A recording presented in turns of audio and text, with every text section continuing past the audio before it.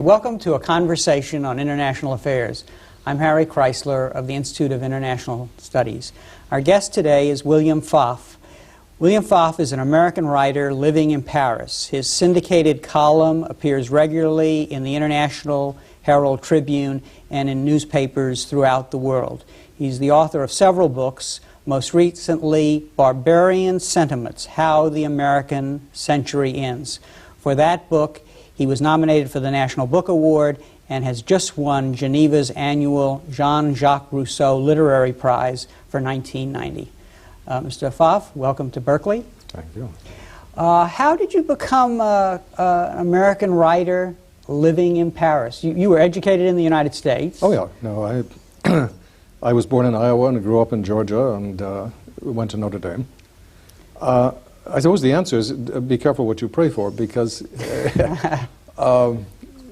when I was at Notre Dame, I suppose that if you had said to me, what would you like to one day find yourself being? I would have said, well, I suppose that I would like to be, to comment on public affairs, to be a publicist, as in the old sense of the word, since that's what seems, increasingly. I studied English at Notre Dame, but it was an English that was really, a philosophical, humanist,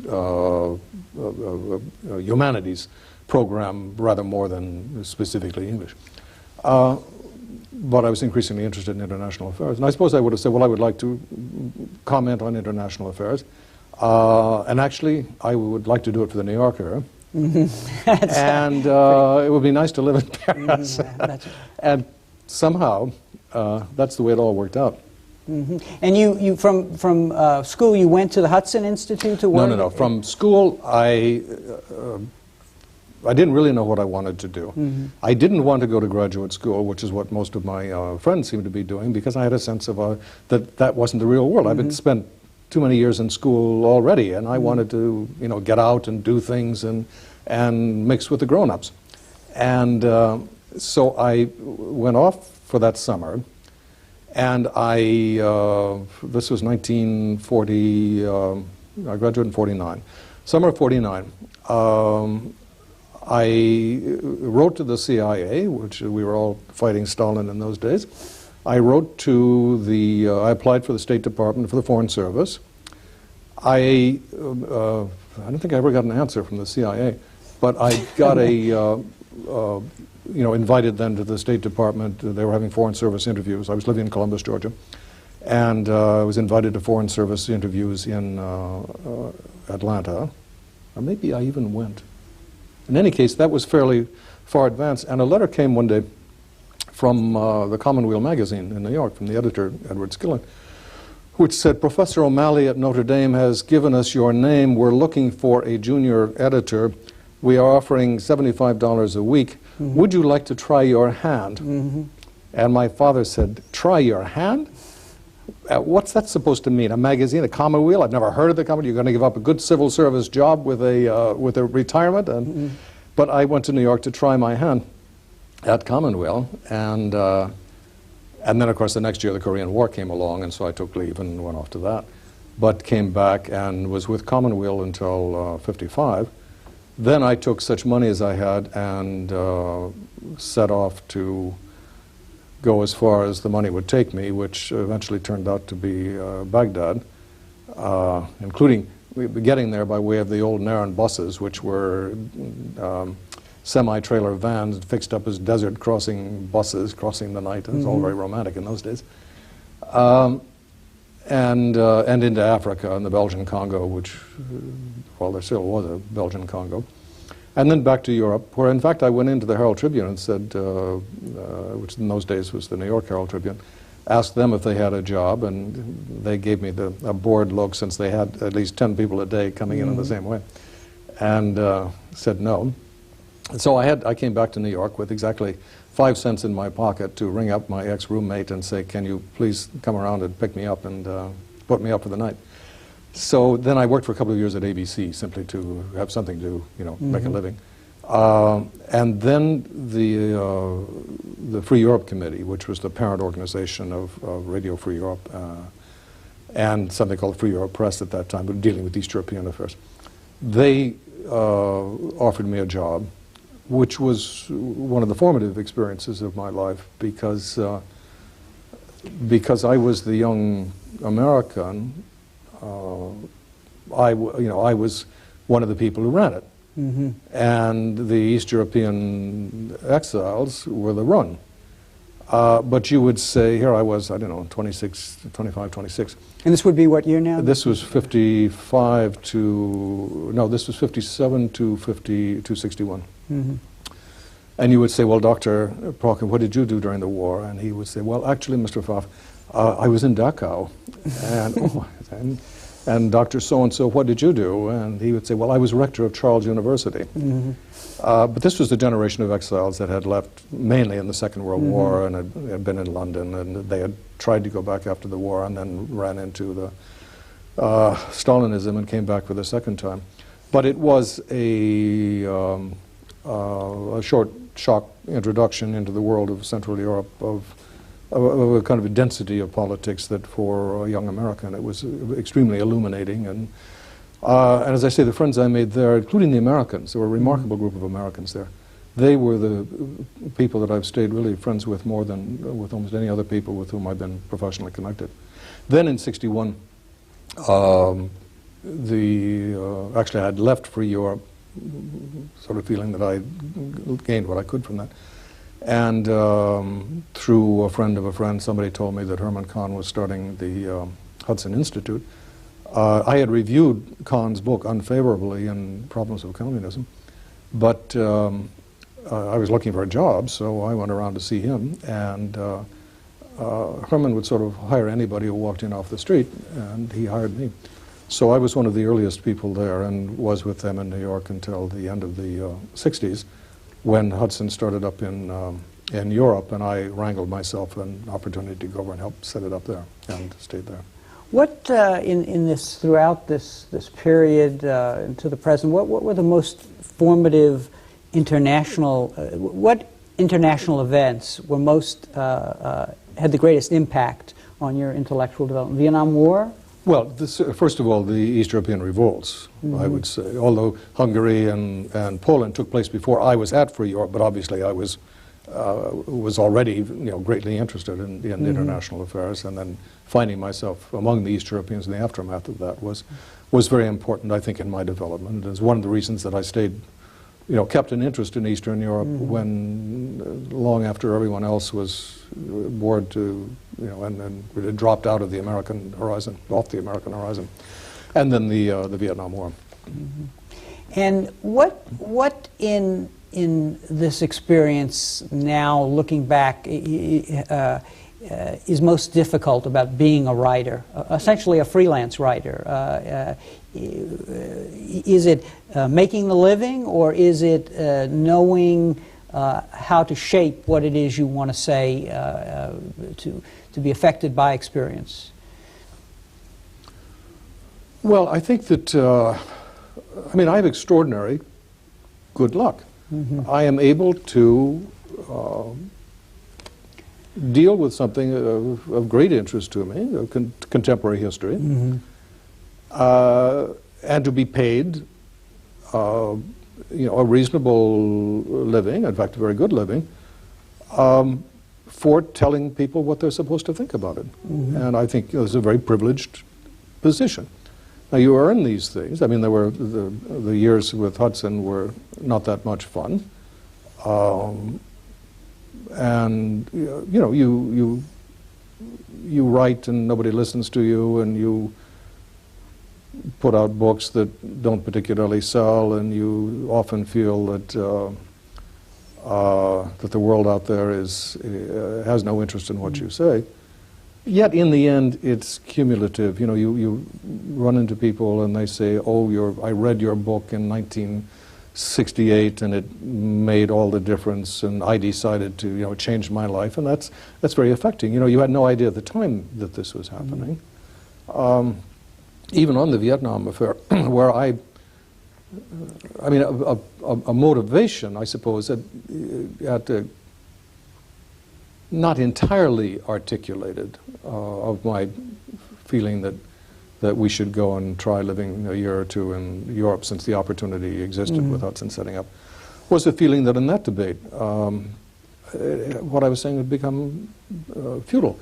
I had, in '63, I mean, I had been in Vietnam in the, at the end of my first book, I had Ed Stillman's in my first book, which was The New Politics. We were given some money by a Rockefeller Foundation grant. And I spent it going out to Asia. I mean, I'd been in Japan during the Korean War, but I'd never been in Southeast Asia. And I was interested, and I went and I spent time in Vietnam and Cambodia and Laos and Thailand and on into India.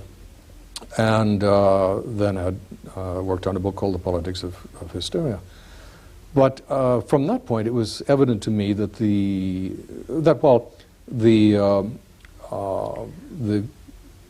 Christian bourgeoisie around Gem and so forth were a reality.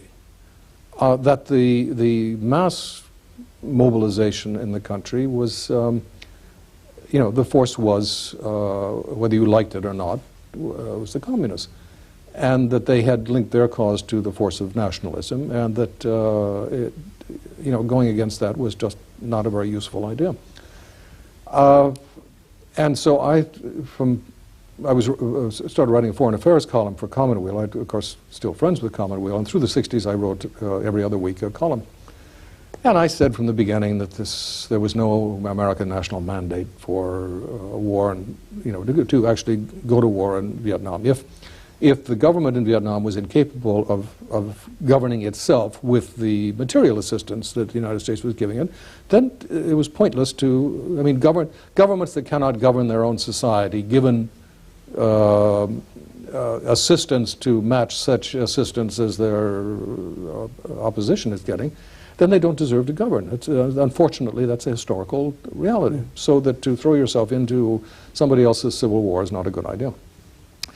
But this kind of argument, which was dealing, without the ideological passion of those who were saying, don't you understand Chinese, Asian communism is sweeping the world, and on the other hand, those who said, America, we're now fascists, Nazis, war crimes, killers of babies, and so on. And the debate, it simply became such that, that I thought it's, good luck to them, but what I have to say doesn't seem to be of any interest to anybody. So I'll go think about something else. That's right.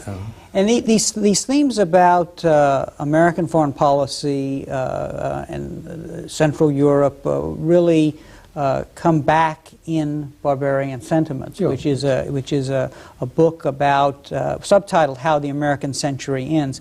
Let's talk a little about that book. In the context of the events of '89, the revolution of '89, which really occurred after the book. You wrote in Barbarian Sentiments that America's problem is how to free itself from exhausted ideas. What did you mean by that? Well, the intellectual basis of post-war American foreign policy really goes back to the 50s. And of our intervention in the third world, for good or for ill, connected to the whole theory of how the third world development was going to take place, was also a phenomenon of the 50s linked to the colonial or decolonization at that period. And the vastly oversimplified schemes of economic takeoff and so forth, and the cultural reductivism that prevailed in the notion. I mean, the assumption that everybody was destined to become like the United States. It was just a matter of time, and well, all of that really goes back to the 50s. And when ideas, even if they're wrong ideas, are first born, you understand that they nonetheless may make policy. Policy often is based on an erroneous series of assumptions. But the strange thing in the United States is that 20 years later, nobody seriously defended these theories of economic development. nobody seriously defended many of the ideas which were operational in American foreign policy, and yet the policy kept on being made on them. It's really very strange. And why do you think that was? Was it that they were tied to the American myth about itself? I think this is true. They all connect in some way with our sense of our own destiny in the 20th century. But also I think it's in some measure, it's intellectual laziness. And the relatively limited horizon. This is connected to the American thing too. We have had the assumption since the war, connected with the fact that we ended the war as the most powerful country.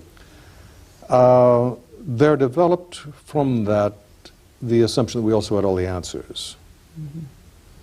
And even in the university, there was not much interest in hearing what anybody else thought. It was we who were debating the fate of the world, and we were making the decisions that was going to settle everything. And the others were, we were polite to them. We sort of invite them in to hear what we had decided.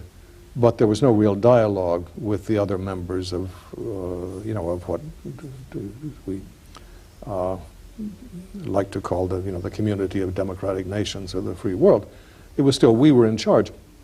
And I think that was connected to the limited horizons in which we function.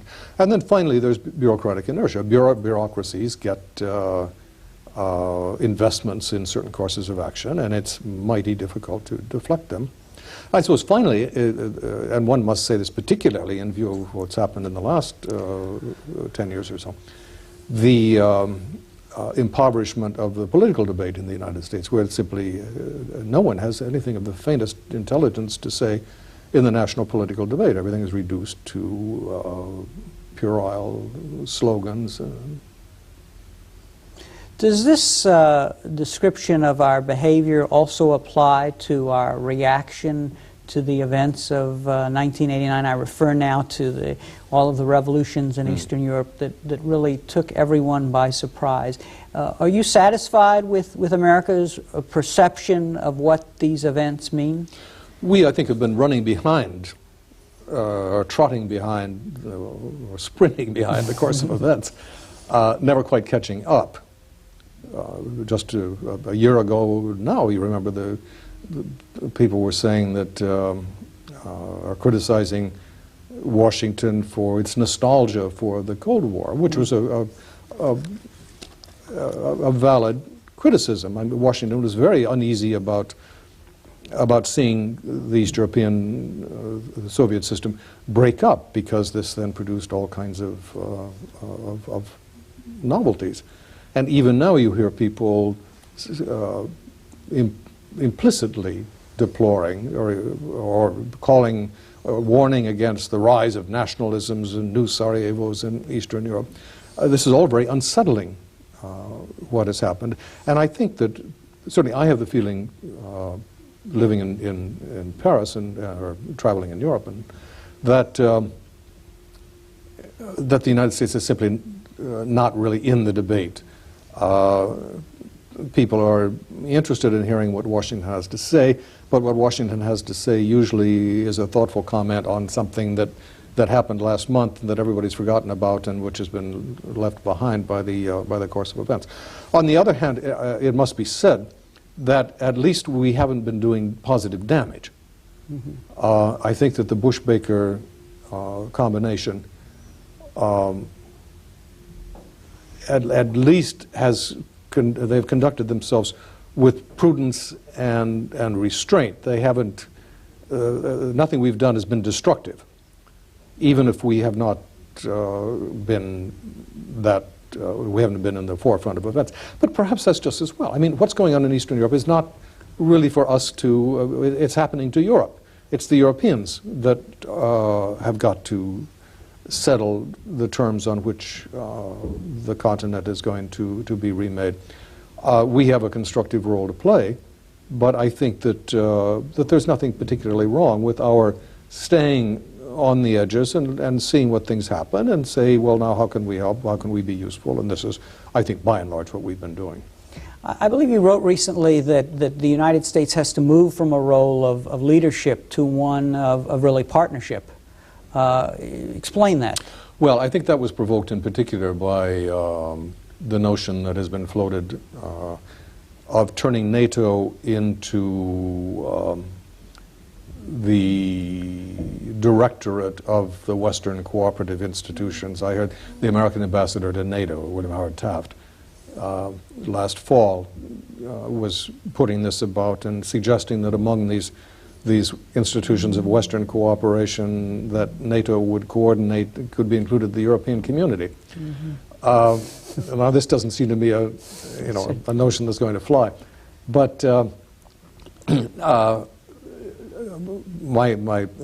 column was written in reaction to this kind of discussion, because I think the notion that we are going to go on as, I mean, the notion of putting NATO in charge of the cooperative Western cooperation, the message of that is, and we stay in charge because we're primus inter pares in NATO.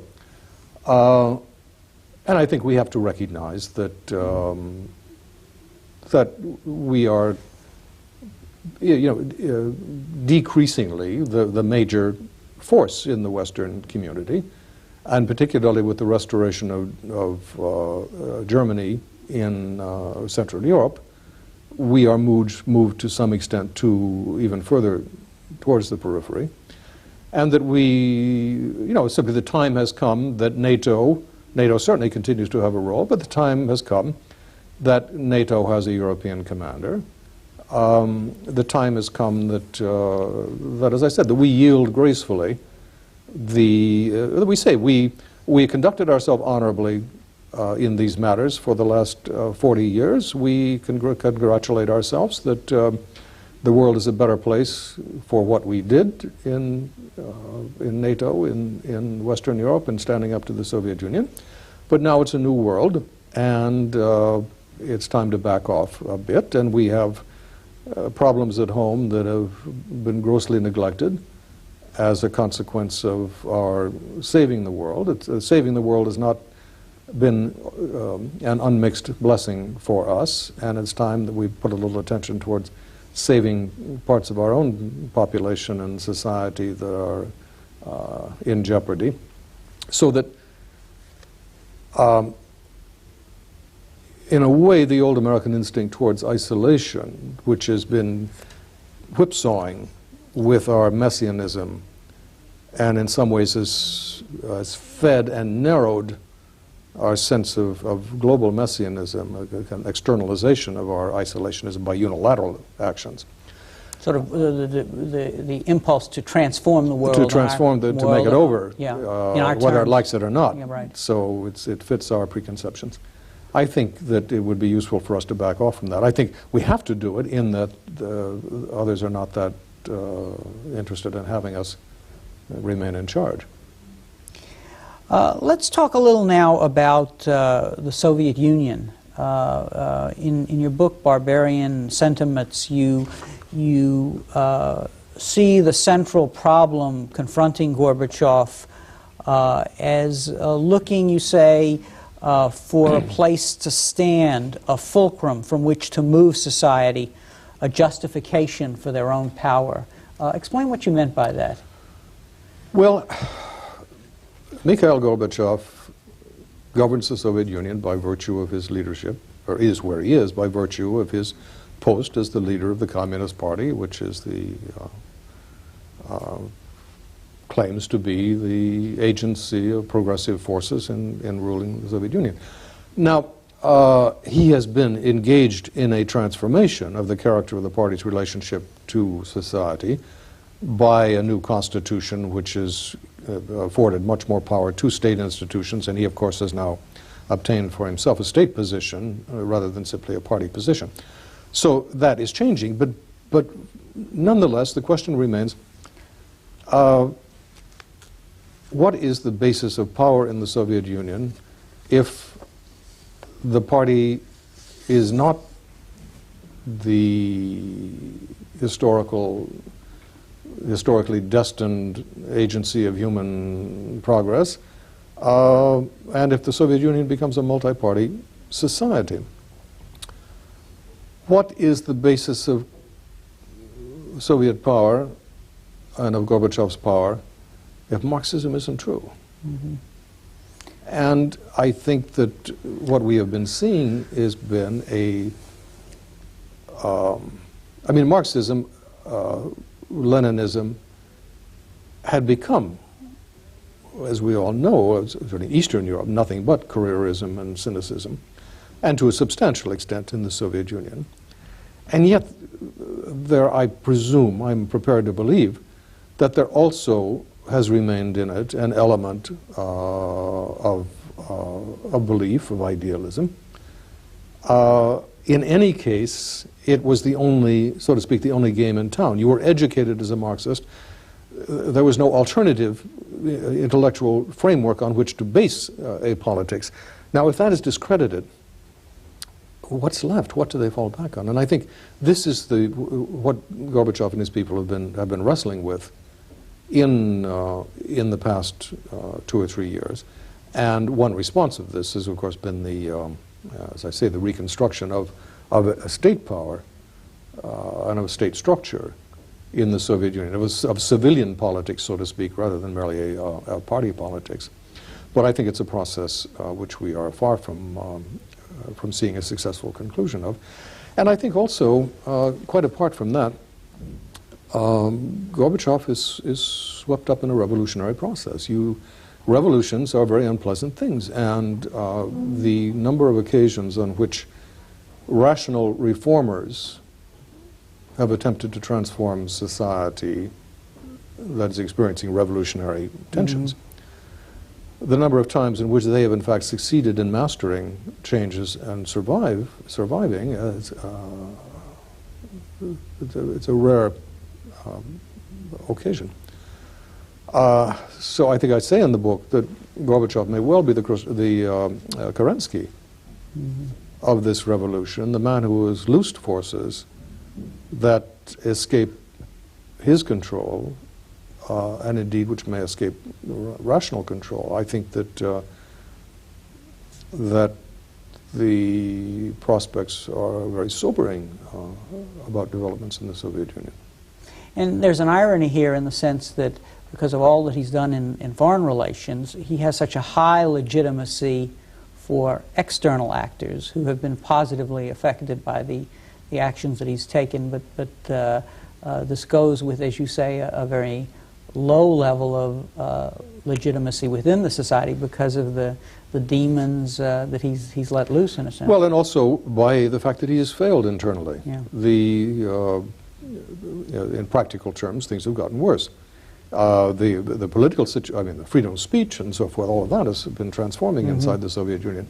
But, as we all know, there's the economic situation has gravely worsened. The reforms have made things worse without producing alternate, I mean, he's destroyed a system, barter, bureaucracy, which nonetheless, in a primitive way, functioned. His reforms have destroyed its functioning without producing a structure that functions itself.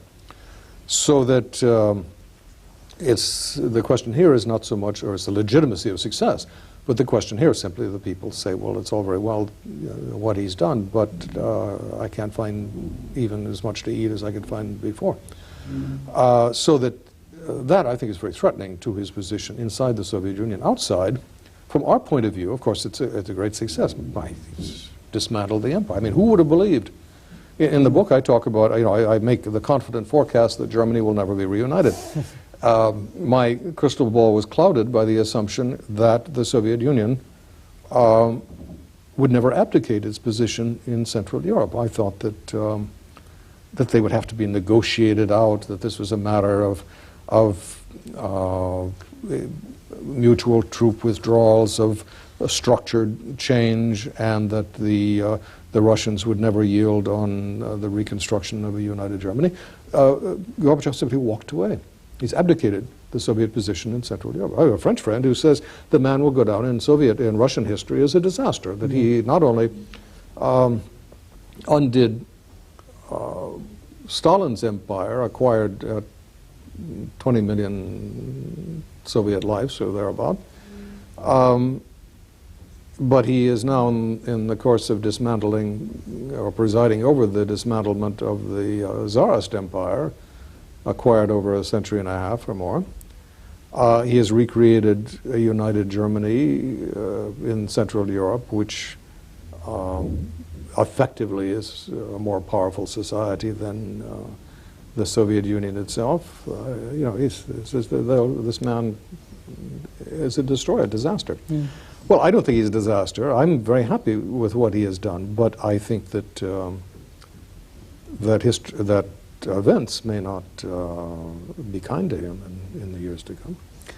One of the things that Gorbachev has sought is really admission to what he calls the European house.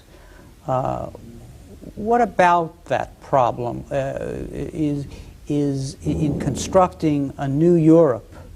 What should be the terms upon which the Soviet Union is admitted?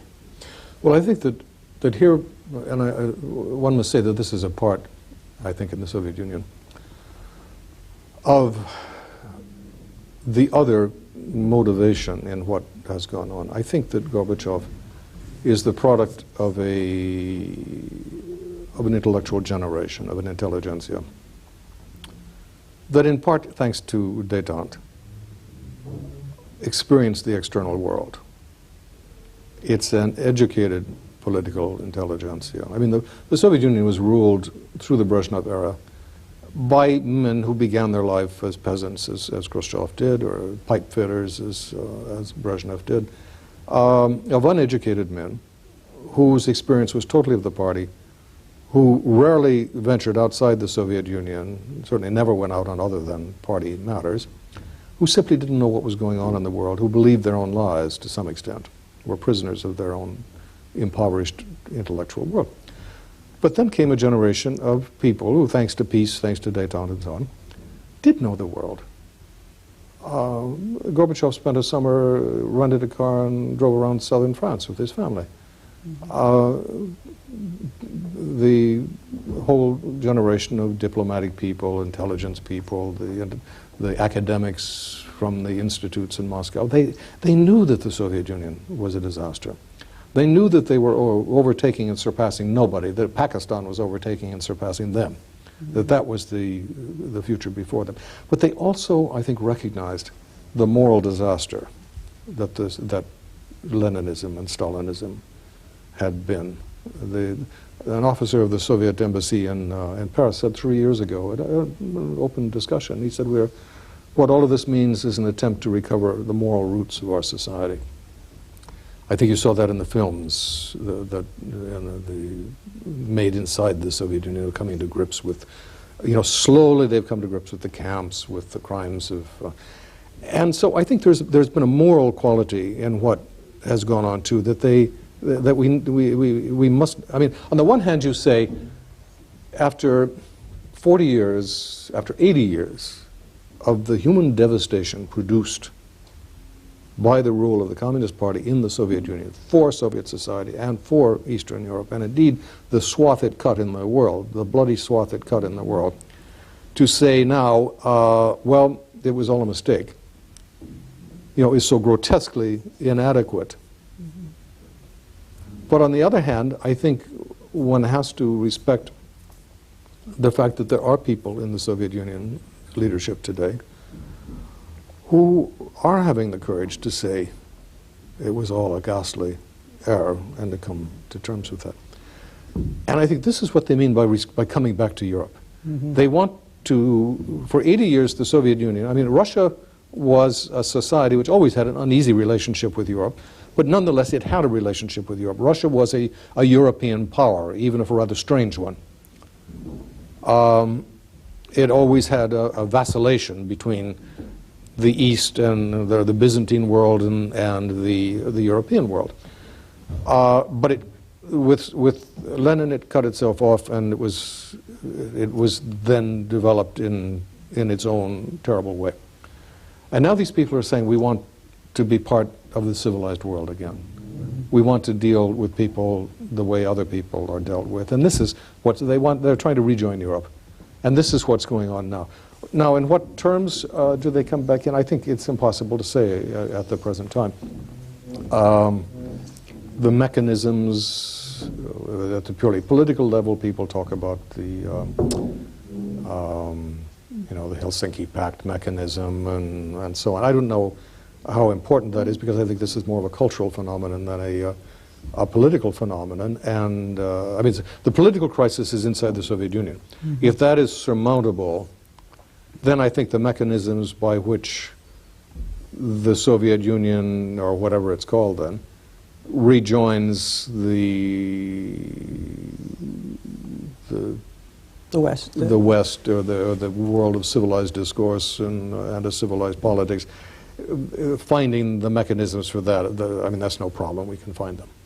Should Europe give aid to the Soviet Union as a way to helping it relieve its political crisis, or is it best something that the Soviet Union handle on its own?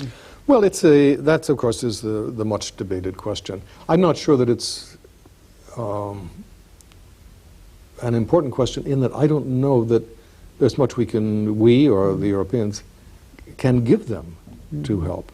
I think the crisis it's not a money crisis. It's a crisis of structures inside the Soviet Union. No doubt Western money can buy oranges or can send them technology, but consumer goods, well, no doubt that's helped get Gorbachev through another winter or two. Mm-hmm. But high technology, this is the problem. The high technology that the Soviet Union has, it has outside the narrow military function, has great problems coping with it. Mm-hmm. I saw a story, what was it, yesterday, in one of the British papers, I think, that someone was offered a barter deal by the Soviet Union that involved supplying them with pieces of high technology which had previously been given to the Soviet Union in aid, 2 or 3 years ago, which it had not been able to make use of.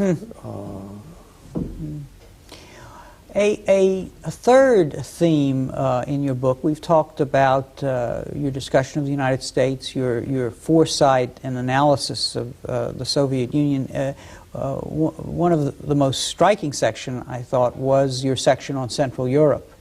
We talked earlier about your career, and I think we learned how you became attuned to that part of the world. Is it fair to say that you're suggesting in your chapter that in a way there was a conspiracy of silence, not a cabal, but that somehow, and you mentioned this earlier, that Eastern Europe at the height of the Cold War in some ways was excluded from the agenda? Well, it disappeared off the map. Yeah, yeah. And the reason it did is perfectly understandable why it did. Nothing was happening there. It totally was frozen there. But something was happening under the rocks, yeah, so to speak, yeah. But the fact that people lost interest, except for a handful of academic specialists, as far as journalists were concerned, it no longer existed. So that it simply disappeared until the underlying developments began to reemerge. And clearly you argue that the weight of history pointed the elites in those countries to look toward the West, that there really was a bankruptcy insofar as the legitimacy of the Soviet Union was concerned, even though they had the military. At the end of the Second World War, the Soviet Union had in some of the East European countries, in Poland and in Czechoslovakia in particular, and perhaps in Hungary, some real standing as the society of the working class, of the proletariat, the revolutionary society. The communist parties in those three countries, at least, were indigenous parties. And in East Germany, there were real communist parties. The common, linked to the Soviet Union through the pre-war Comintern. It worked underground during the war and all. And with the return to power, even in Czechoslovakia, as we know, the communists gained a plurality of the vote in the first free elections after the war. In addition to the party itself, there was a sense that Czechoslovakia would be the intermediary between Russia and the West. But by the time that the takeover had been completed, the surviving non-communist parties destroyed, the murders, the jailings, the purges, so that by the time you got to the early 1950s, it was clear that their rule was by force, and the East German uprising in '53 and the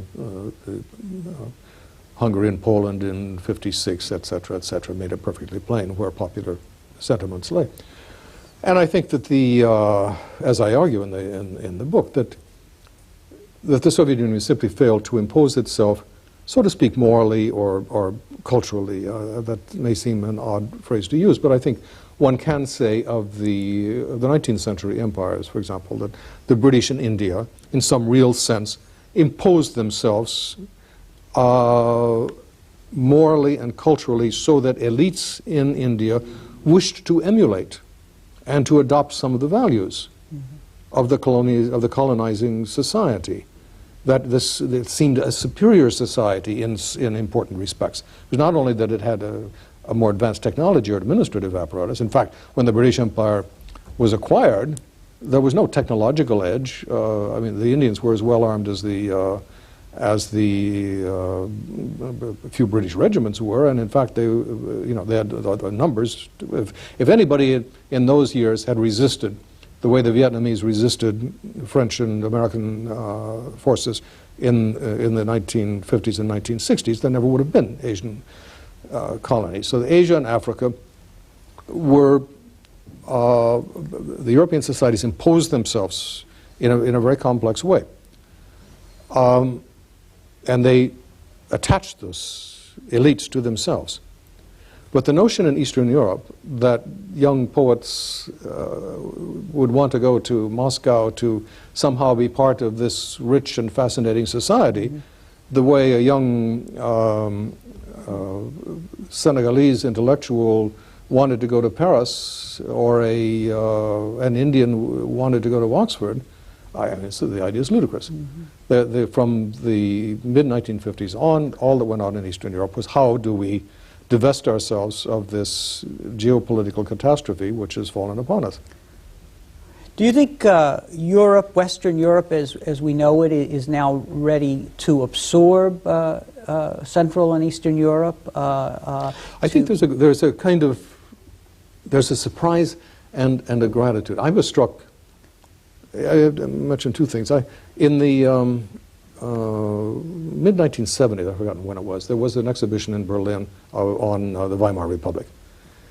And in that, you suddenly realized how many of the artists and writers, the people in Weimar, who were in Berlin at the time of Weimar, were East Europeans. All of whom were, if Stalin didn't kill them, Hitler did. And yet they were as vital at that time, and so that the modern movement, we situate the modern movement in Paris with extensions in Berlin and recent, in sort of decadent Berlin and Weimar years, and we're willing in recent years to say, well, Vienna was part of it too, and of course there was London with Shaw and etc. But we've seen the modern movement as a West European phenomenon, but the modern movement was a Central European, East European phenomenon. The other thing I was going to say is that I was the first time I was in Bucharest, which was about 5 years ago, I went to the National Museum, and there on the second floor after you trudge through all of the self-glorifying, well, obviously well, I won't go into the museums were also turned into instruments of glorification of Romanian nationalism and the Ceausescu's. But there was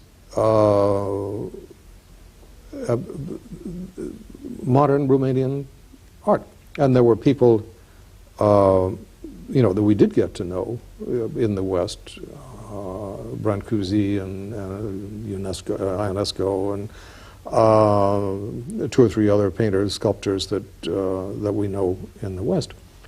But the amount of really quite brilliant work that was being displayed there by names that meant nothing to me, again, I mean, I realized how this line was drawn through Europe by the Second World War that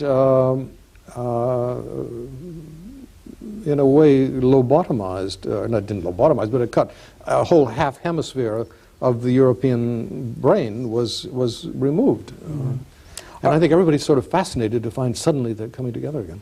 Are you suggesting a kind of a mutuality here in the sense that the West can contribute to an economic revitalization of the East, but possibly there is a cultural revitalization? Well, I think we may see a really quite brilliant flowering of intelligence and aesthetics in art in Eastern Europe now that the pressure has been lifted. There's been much that has gone on underground, but I think we may be at one of those points where events conspire to stimulate very important intellectual artistic production. And that, of course, there will be interaction then of that and with the rest of the world, above all with Western Europe. But if we are we, the United States, open ourselves to it, why, it would be part of that too. I mean, this Western civilization at the moment looks pretty bloody good, and it's interesting to be around. I can imagine. So, in essence, the Cold War is over. Soviet power has collapsed. America is suffering from an exhaustion of ideas and of resources. So now I guess the question is, can Europe get its act together on its own? Well, Western Europe has got its act together for all practical purposes. I mean, it's obviously things go in a complicated way and often in a way that has not been foreseen. But it's a group of highly successful societies cooperating to a degree that would have seemed 50 years ago almost inconceivable. Now faced with the challenge of bringing the East European societies into this community. With this, and I say again, one must not underestimate the danger that exists in a Soviet collapse of civil disorder or of real crisis in the Soviet Union. It's by no means a prospect of unmixed joy, what's happening now. But I think that I see no reason why it can't get its act together, and I think there's a will to get its act together. I think that a certain amount of nonsense has been talked about the problems of ethnic struggle, nationalism, and so forth in Eastern Europe, which is, of course, real issues. The whole Serbia and Kosovo and Transylvania and all of these old problems obviously exist and will continue to present serious problems. But I think we see a remarkable will to come to terms with these problems. And what is much more important, these are inherently limited problems, circumscribed problems, which were important even in the past, only because the major powers exploited them. I mean, Sarajevo would have been an isolated act of terrorism if it had not been that Serbia or that Austria wanted to make use of it in order to teach a lesson to Serbia, and Russia wanted to teach a lesson about itself as the the mother of all of the Slavs, and a series of great power interests became involved in this. But nobody today gives any sign of wishing to exploit Central European tensions to their own advantage, even if there were some evident way in which this could be accomplished. Is Germany still a problem for Europe, or is it now part of the solution? Well, it may be either. Germany is always a problem. The unity, German as a united society has never been a success. From 1871 to 1945, it was one catastrophe after another. And there is in German political culture Tocqueville wrote about this 150 years ago. There's a taste for general ideas and for following general ideas to their limit in disregard of the practical consequences. This has been a recurrent trait of German political society. It's what a French writer a year or so ago called the vertige allemand, a vertigo, a German vertigo. And we cannot say that the German political culture, obviously the culture's changed, but this is still an element that we must take into account. On the other hand, having been through all that it's been through, why there certainly is every reason to think that Germans today, they certainly are aware of their history, and they are aware of the advantages, the richness of that they have. I don't mean merely material richness, the richness, political and every other respect, that they have gained from being part of a cooperative community of democratic nations. So that there's every reason to be optimistic, but one nonetheless knows that nothing is unmixed, benevolent prospect, and that there is a flaw in Germany that we must all be aware of. One of the critiques that runs through your book, I think, of the United States is our inability, our incapacity to understand the other, talking about geographical areas, to have a feel for people and their concerns in the places where our policy has had its effect. What do you think is the most important thing that the United States understand about today's Europe?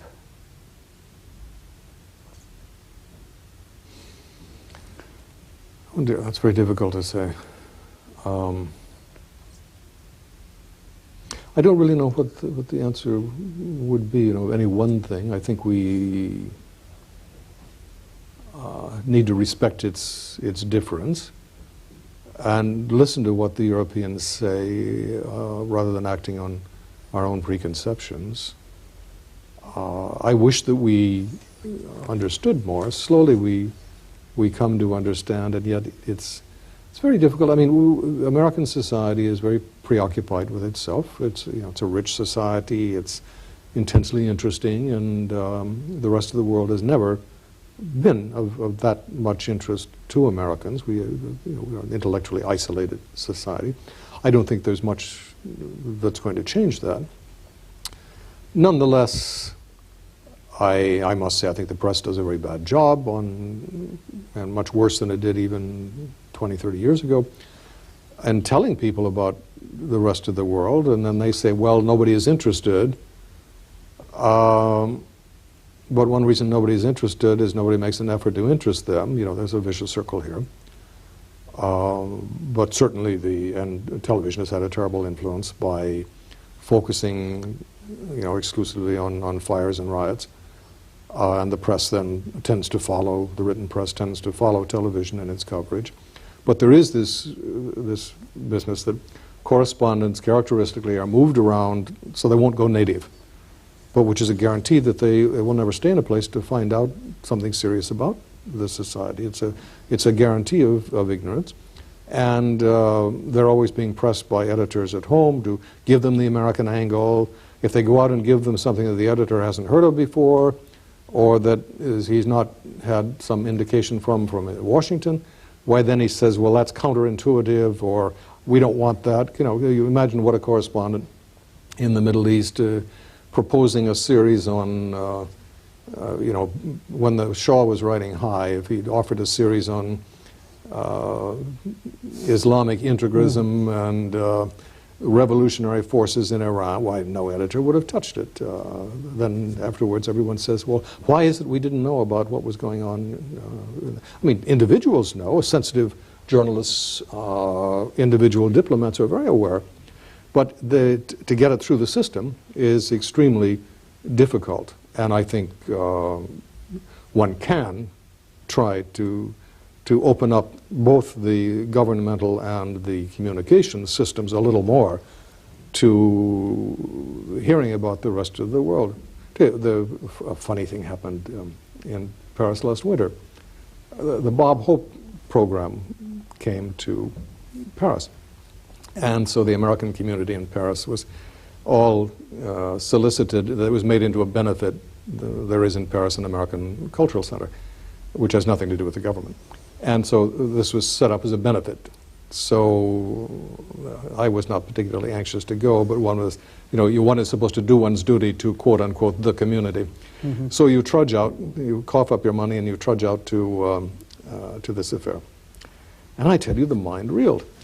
Bob Hope was talking about a Paris which was, you know, a mixture of Montmartre in the 19th century, artists and naked models, the French can-can,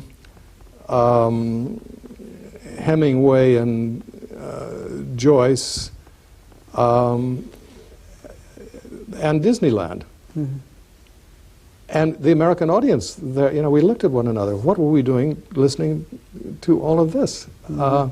But these cliches that perpetuate themselves generation after generation after generation, which nobody makes the faintest effort to correct. You know, I often have the feeling with, well, you have it, you know, the older people traveling in Europe that are friends of the family and so forth, and they show up, and you have the feeling there, to them it's Disneyland. It's a series of theme parks and shopping opportunities. But then you get young people, and this is universities. So often we've had, you know, young people ring up that are college-age children or just out of college children of friends of ours in the States, or relatives, and so on. And they come around, and they say, "Wow, is this really exciting? I didn't know anything about this," you know, and it gets everything from you know, they go to a museum or something like that they're talking about, or the architecture, but also the fact that, you know, that things work, that trains run on time, that there's extensive public services, that streets are clean, which typically on the continent is true. You realize for them, America is so totally the norm, and nothing in their education has ever made them test anything against an external reference. There is no external reference in their minds. There are merely satellites to America that exist, which may be worth exploring out of curiosity or maybe out of a scholarly interest. But the notion that there is an alternate reference, a way of making a civilization, of living your life, comes as a blinding revelation to them. Mr. Pfaff, thank you very much. I regret to say our time is up, but thank you in this conversation for giving us an insight into events and trends in Europe, and as your book, Barbarian Sentiments, does in a much more informed way than we generally are used to in our discourse. Thank you very much for joining us today, and thank you very much for joining us for this conversation on international affairs.